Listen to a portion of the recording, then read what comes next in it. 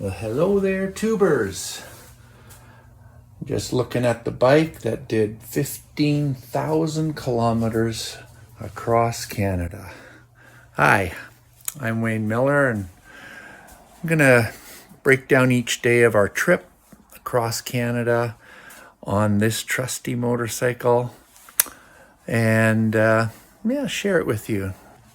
So this trip was a while in the planning. My brother Larry and his wife Delia had talked about going across Canada, and they didn't have a specific plan at the moment, and it was back in the fall or coming up to the fall, and so I suggested that if they were going to go, that they go in the late spring, end of May and into June.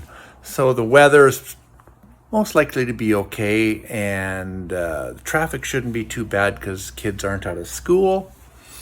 Yeah, so it came about that I started to plan this trip, and it ended up being a 32-day epic journey adventure with a lot of twists and turns, and I don't mean just the corners. So I hope you enjoy hearing about the trip, and let's start off with day number 1. So day number 1, we left Calgary. Of course, we had to get all packed up, load the car, load the bike, and make sure we had everything because, we're not turning back. So you can see that the weather was very nice that day, and it was cool. It was around 10 degrees, but it was a mix of sun and clouds, and we thought, hey, not bad. It can only get warmer, right? Well, you'll see.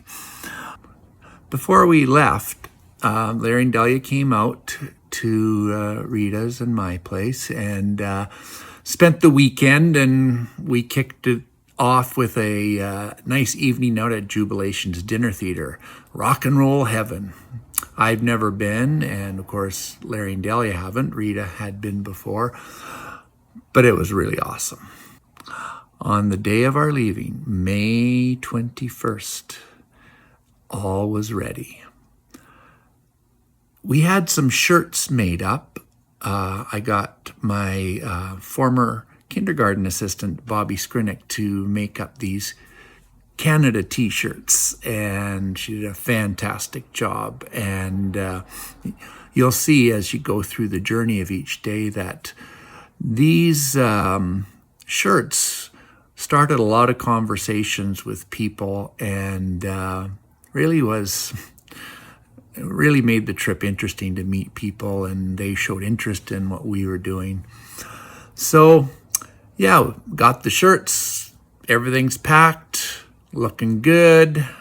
Headed on the road. Now, our route, as you can see, is just following the Trans-Canada Highway. That was the plan, was that the entire way out east, we would go on the Trans-Canada so that we could say we have driven on every kilometer of the Trans-Canada Highway, which I think is pretty special.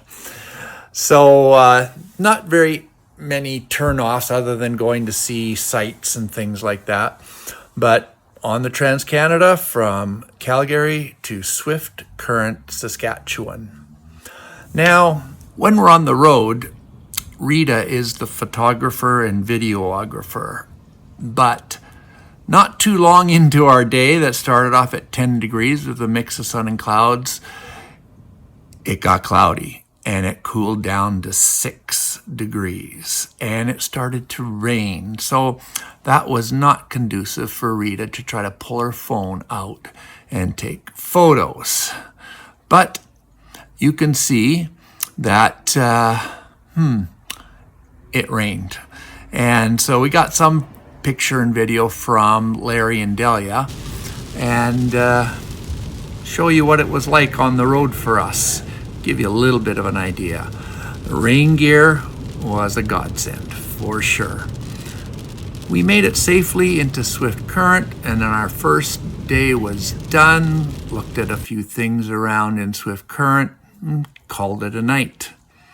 So that was it for day one, and so I'm going to put this all together and upload it to my channel, which is obvious since you're watching it right now.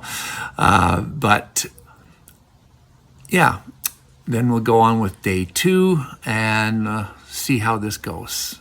Thanks for watching, and we'll see you on the next day, day number 2. Bye for now.